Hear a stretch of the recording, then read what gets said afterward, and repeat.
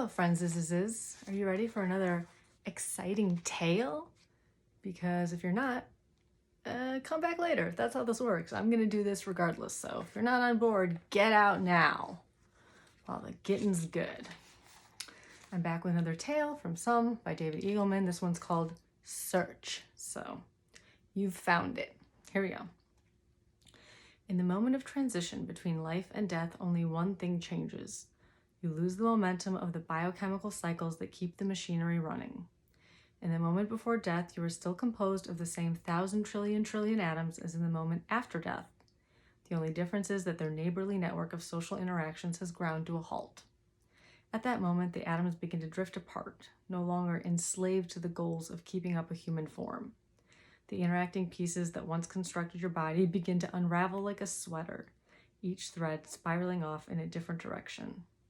Following your last breath, those 1,000 trillion atoms begin to blend into the earth around you.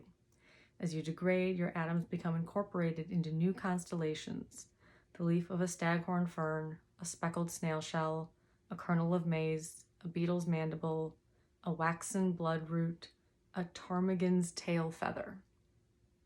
But it turns out your 1,000 trillion atoms were not an accidental collection. Each was labeled as composing you and continues to be so wherever it goes. So you're not gone, you're simply taking on different forms. Instead of your gestures being the raising of an eyebrow or a blown kiss, now a gesture might consist of a rising gnat, a waving wheat stalk, and the inhaling lung of a beaching beluga whale. Your manner of expressing joy might become a seaweed sheet playing on a lapping wave, a pendulous funnel dancing from a cumulonimbus, a flapping grunion bursting, a glossy river pebble gliding around an eddy. From your present clumped point of view, this afterlife may sound unnervingly distributed, but in fact, it is wonderful. You can't imagine the pleasure of stretching your redefined body across vast territories, ruffling your grasses and bending your pine branch and flexing an egret's wings while pushing a crab toward the surface through coruscating shafts of light. Lovemaking reaches heights it could never dream of in the compactness of human corporality. Now you can communicate in many places along your bodies at once. You weave your versatile hands over your lover's multiflorous figure. Your rivers run together. You move in concert as interdigitating creatures of the meadow, entangled vegetation bursting from the fields, caressing weather fronts that climax into thunderstorms. Just as in your current life, the downside is that you are always in flux. As creatures degrade and your fruits fall and rot, you become capable of new gestures and lose others. Your lover might drift away from you in the migratory flight of tropic birds, a receding stampede of wintering elk, or a creek that quietly pokes its head under the ground and pops up somewhere unknown to you. Many of your same problems apply: temptation, anguish, anger, distrust, vice, and don't forget the dread arising from free choice. Don't be fooled into believing that plants grow mechanically toward the sun, that birds choose the direction by instinct, that wildebeest migrate by design. In fact, everything is seeking. Your atoms can spread, but they cannot escape the search. A wide distribution does not shield you from wondering how best to spend your time.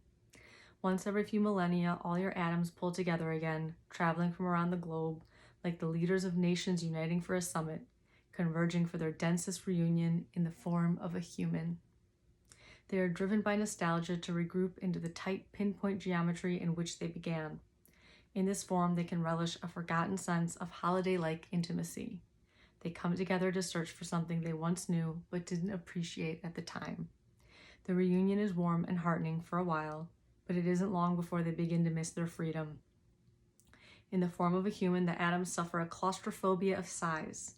Gestures are agonizingly limited, restricted to the foundering of tiny limbs. As a condensed human, they cannot see around corners. They can only talk within short distances to the nearest ear.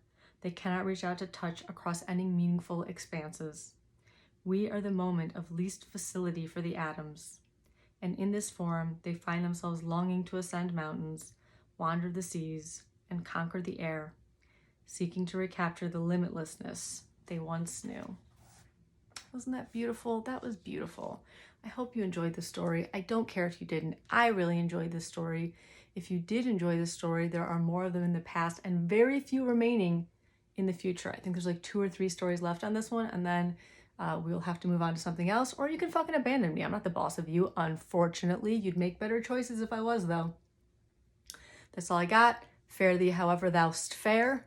Have an evening. Have a life. Have a read. Go read something. Isn't reading fun? The answer is yes.